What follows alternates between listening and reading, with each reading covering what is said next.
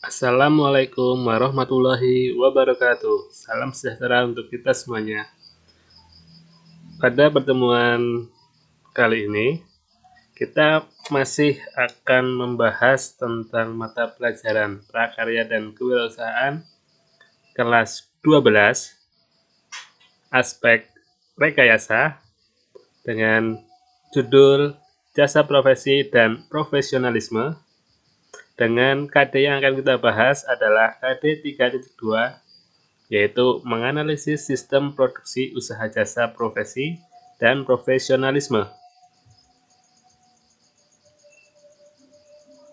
Ya, pada pertemuan sebelumnya kita sudah membahas tentang pengertian dari profesi dan profesional. Teman-teman masih ingat pengertiannya? Kita juga sudah mempelajari tentang ciri-ciri orang profesional itu apa saja. Teman-teman masih ingat? Ya, kalau lupa bisa dilihat kembali di video yang sebelumnya. Untuk selanjutnya, kita akan membahas contoh profesi. Tapi contoh profesi yang akan kita bahas pada slide kali ini adalah profesi yang diperoleh melalui pendidikan formal. Yang pertama ada arsitek, yang kedua ada guru, yang ketiga ada dokter, yang keempat ada konsultan, dan yang kelima ada akuntan publik. Sebetulnya ada banyak contoh jasa profesi yang diperoleh dari pendidikan formal, namun yang saya ambil pada pertemuan kali ini hanya 5. Dalam menjalankan profesi dan profesionalisme, sangat diperlukan adanya standar profesi dan kode etik profesi. Apa itu standar profesi dan kode etik profesi? Standar profesi dan kode etik profesi menjadi pedoman bagi profesional dalam bertindak secara mandiri yang dilandasi oleh kemampuan berpikir logis dan sistematis. Contohnya ada kode etik guru, kode etik dokter, dan lain-lain. Masih banyak kode etik sebuah profesi. Silahkan teman-teman bisa cari di internet ya.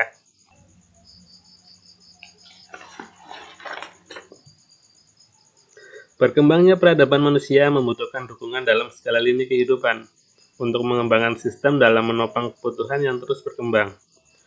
Produk jasa berdasarkan keinginan pasar saat ini semakin bersaing, di mana pelayanan yang lebih baik dapat menciptakan pelanggan yang loyal.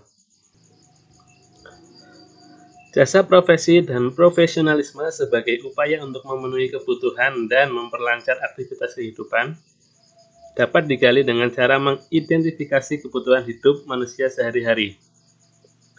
Kondisi saat ini dengan berawal dari layanan dapat dijadikan jasa yang dapat mendatangkan profit atau keuntungan. Usaha produk jasa harus mempertimbangkan permintaan, selera, dan keinginan konsumen terhadap jasa yang ditawarkan. Oleh karena itu, penghasil produk jasa atau penyedia jasa selalu berusaha melakukan inovasi terhadap jenis jasa yang benar-benar dibutuhkan oleh konsumen, yang sangat tergantung pada keahlian dan keterampilan, penafsiran terhadap informasi, pemasaran produk, selera, dan pelayanan konsumen. Era yang serba cepat dan praktis membutuhkan sarana dan layanan yang betul-betul menyentuh pada kebutuhan, baik yang bersifat primer, sekunder, maupun tersier, atau kebutuhan yang lebih tinggi yaitu bermanfaat dan bermakna bagi orang lain. Jasa profesi dan profesionalisme sebagai upaya untuk memenuhi kebutuhan dan memperlancar aktivitas kehidupan dapat digali dengan cara mengidentifikasi kebutuhan hidup manusia sehari-hari. Kondisi saat ini dengan berawal dari layanan dapat dijadikan jasa yang dapat mendatangkan profit atau keuntungan. Usaha produk jasa harus mempertimbangkan permintaan, selera, dan keinginan konsumen terhadap jasa yang ditawarkan. Oleh karena itu, Penghasil produk jasa atau penyedia jasa selalu berusaha melakukan inovasi terhadap jenis jasa yang benar-benar dibutuhkan oleh konsumen, yang sangat tergantung pada keahlian dan keterampilan, penafsiran terhadap informasi, pemasaran produk, selera, dan pelayanan konsumen. Kunci dari keberhasilan usaha jasa adalah terus melakukan inovasi dan belajar untuk menyempurnakan kompetensi dalam menjalankan usaha dan bertindak secara profesionalisme. Pengembangan produk jasa semakin meluas seiring dengan kemajuan teknologi dan ilmu pengetahuan. Contohnya ada penyedia jasa transportasi dan jasa penyedia pembelajaran. Seperti yang kita tahu, jasa transportasi sekarang sudah menerapkan ilmu teknologi dan ilmu pengetahuannya. Kalau dulu, jasa transportasi itu hanya melayani antar jemput, namun sekarang dengan sentuhan teknologi yang lebih modern, pemesanan jasa transportasi bisa dilakukan melalui smartphone atau HP. Begitu juga dengan penyedia pembelajaran. Dulu, untuk mengakses pembelajaran, kita hanya mendapatnya di sekolah atau melalui les privat. Namun sekarang dengan adanya teknologi, kita bisa mengakses materi dari salah satu platform penyedia pembelajaran yang sekarang sedang booming, yang promosinya hampir bersamaan di beberapa stasiun TV. Tentu teman-teman sudah tahu nama penyedia jasa transportasi apa yang kita bahas tadi dan jasa penyedia pembelajaran apa yang kita bahas tadi.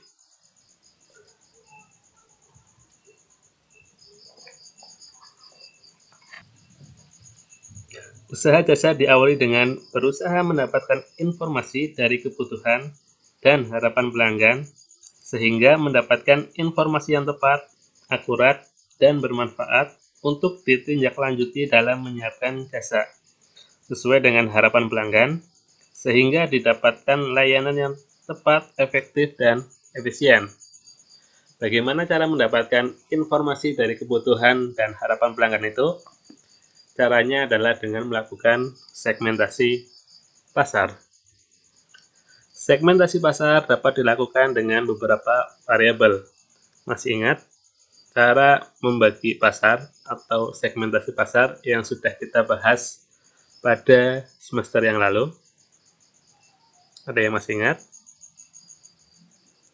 Ada 4 variabel yang digunakan.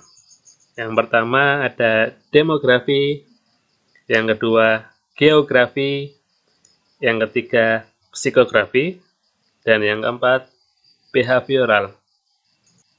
Masih ingat apa saja yang termasuk pada variabel demografi? Ya, betul. Ada usia, jenis kelamin, pendidikan, agama, penghasilan, pekerjaan, dan lain-lain. Untuk memudahkan dalam mengingat-ingatnya, teman-teman bisa melihat KTP. Di KTP ada usia, ada pekerjaan, ada agama, ada jenis kelamin, dan lain-lain. Jadi untuk mempermudah yang termasuk variabel demografi, ingat-ingat saja KTP. Kemudian yang termasuk pada variabel geografi itu ada wilayah, kepadatan penduduk, iklim atau cuaca. Kemudian untuk psikografik ada status sosial, kepribadian, dan gaya hidup. Serta yang terakhir, yang termasuk dalam variabel behavioral ada status pemakaian, status kesetiaan, kejadian, manfaat, dan lain-lain. Untuk selanjutnya, kita akan membahas ciri-ciri produk jasa. Yang pertama, tidak berwujud. Yang kedua, tidak dapat dipisahkan dari sumbernya. Yang ketiga, daya tahan tergantung permintaan, serta yang terakhir, mudah berubah-ubah. Mudah berubah-ubah terhadap apa? Yaitu terhadap kapan, waktu, di mana, lokasi, dan siapa. Sumber daya manusia sebagai pelaku usaha jasa profesi dan profesionalisme harus memiliki persyaratan-persyaratan yang disesuaikan dengan sektor yang membutuhkan jasa tersebut. Persyaratan berupa kompetensi kerja perlu dikembangkan pada seorang profesional. Kompetensi kerja apa yang perlu dikembangkan? Yang pertama ada kompetensi personal, yang kedua kompetensi sosial, yang ketiga kompetensi teknis, serta yang keempat kompetensi metodologi. Apa saja yang termasuk kompetensi personal? Yang pertama ada emotional stability, yang kedua ada self-management, yang ketiga ada orientation to work. Itu yang termasuk kompetensi personal. Selanjutnya yang termasuk kompetensi sosial, yang pertama ada komunikasi, yang kedua ada kerjasama atau teamwork. Selanjutnya yang termasuk kompetensi teknis, yang pertama ada subject related skill, yang kedua knowledge, yang ketiga ability. Kemudian yang termasuk kompetensi metodologi, yang pertama ada analysis, yang kedua planning, yang ketiga abstract thinking, yang keempat implementation and control, dan yang terakhir informasi atau information.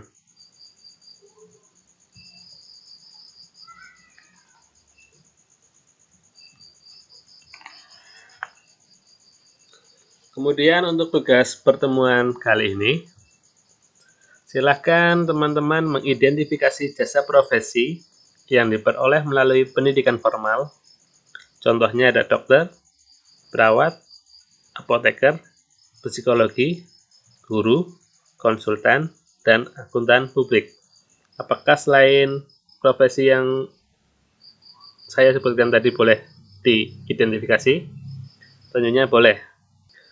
Identifikasi meliputi bagaimana cara memperoleh profesi tersebut, apakah ada tambahan gelar yang didapat, serta yang terakhir adalah berapa lama proses pendidikannya. Tuliskan jawabannya di kolom komentar ya.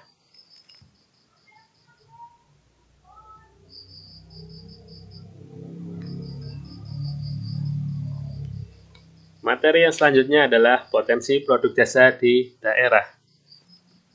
Beragam jasa profesi yang diperoleh melalui pendidikan non-formal banyak dijumpai di masyarakat dan masih dapat dikembangkan untuk jasa profesi lainnya. Jasa profesi berkembang tergantung wilayah setempat di mana masyarakat membutuhkan layanan jasa tersebut. Wilayah industri. Sebagian besar waktu bekerja digunakan di industri atau tempat kerja, sehingga pada umumnya masyarakat membutuhkan jasa-jasa laundry, jasa catering, jasa pengantaran barang, dan jasa pencucian kendaraan. Serta di wilayah perdagangan, aliran jasa dan barang yang memungkinkan dapat dikembangkannya jasa paket pengiriman, baik domestik maupun ekspor-impor, jasa transportasi, jasa keamanan, jasa pemeliharaan gedung, jasa sewa rumah, dan pergudangan. Kemudian untuk di wilayah pemukiman dapat dikembangkan jasa penyedia makanan, jasa perawatan taman, jasa hiburan, jasa salon kecantikan, jasa penjahitan, jasa bengkel, dan jasa potong rambut. Kemudian untuk daerah atau wilayah pariwisata bisa dikembangkan jasa pembuatan souvenir atau kerajinan, jasa kafe, jasa pelayanan penginapan, jasa pemandu wisata, jasa pelatihan bahasa asing, dan sebagainya. Kemudian untuk wilayah pertanian perkebunan, dan peternakan. Dapat dikembangkan jasa operator alat berat, jasa pengeringan hasil pertanian, jasa penyedia benih, jasa pengolahan lahan pertanian, jasa pengairan, jasa pembuatan tepung, jasa wisata lingkungan, jasa pembesaran unggas atau hewan ternak, kemudian yang terakhir jasa penyedia biogas. Sedangkan wilayah pendidikan dapat dikembangkan jasa fotokopi dan penjilitan buku, penyedia makanan, jasa pencucian pakaian, dan jasa setrika baju.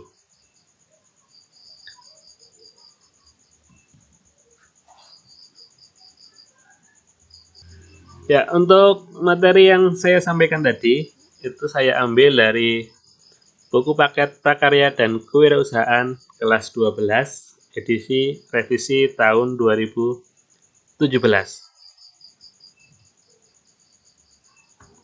Mungkin itu saja materi untuk pertemuan hari ini.